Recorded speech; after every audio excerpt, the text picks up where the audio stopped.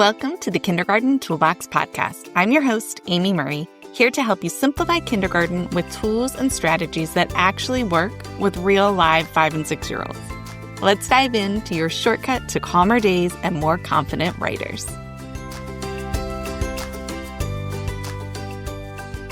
If your classroom suddenly turns into WWE tryouts when you say the words line up, and kindergartners start running, pushing, shoving, trying to be first, tackling each other, yelling, "He cut me," oh, you are not alone.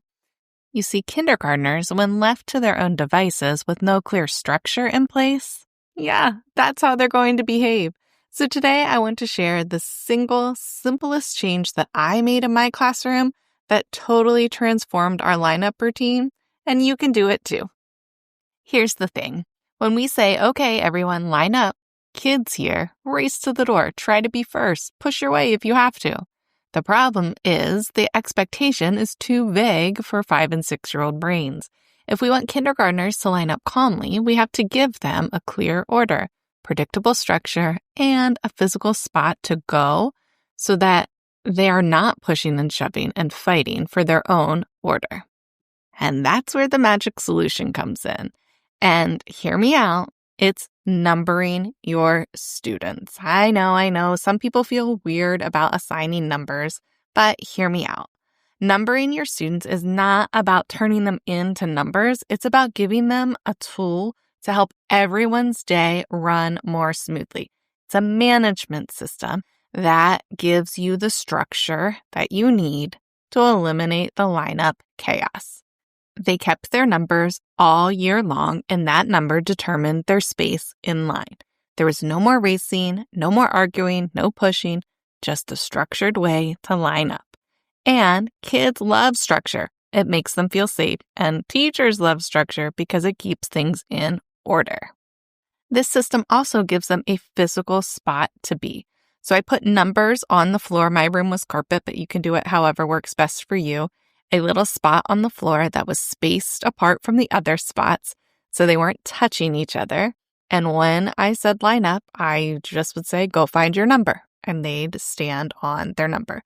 You do this with tape, dots, marker, however you want, so that you have some sort of visual marker on the floor to keep their physical spot.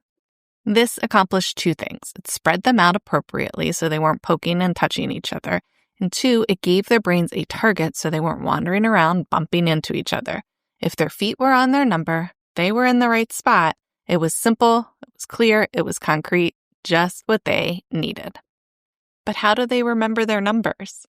Well, shockingly, they remember their numbers very, very fast. In fact, after teaching this on the first day of school, a lot of them on the second day remembered their numbers, or at least who they were supposed to stand next to. And it got better every day.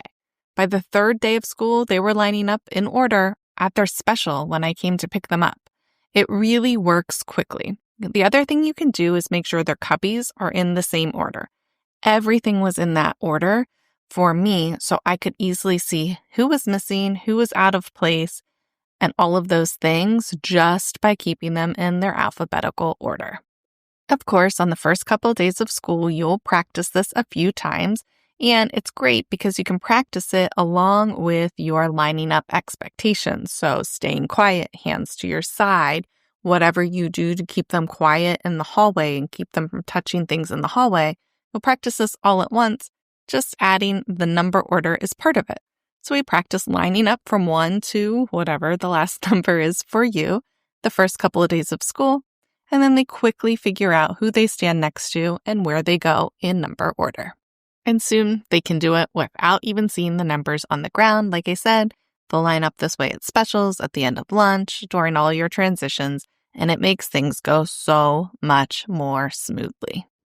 The most frequently asked question I am asked about lining up in this way is, what about the kids who's always last? That is a little bit tricky, and I get it. Having a last name that comes at the end of the alphabet isn't ideal in this situation. But, if you assign a line leader every day, do you know what kids start fighting over? Who gets to be the caboose? Who gets to be at the end of the line?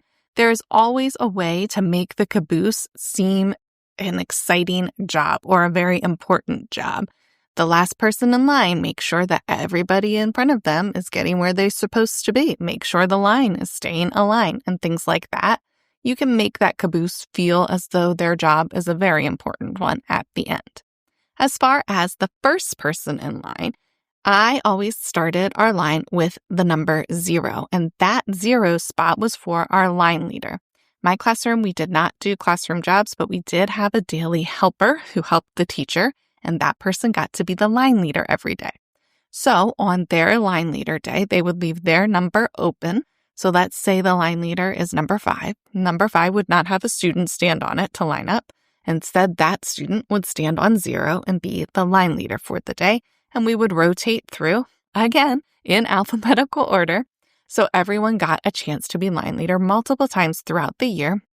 And that way, no one was fighting over who got to be first. The helper of the day was the line leader, and that was that. Numbering your students and keeping them in a specific order eliminates pushing, cutting, racing. I want to stand next to my best friend, and all the hallway chaos that ensues from this.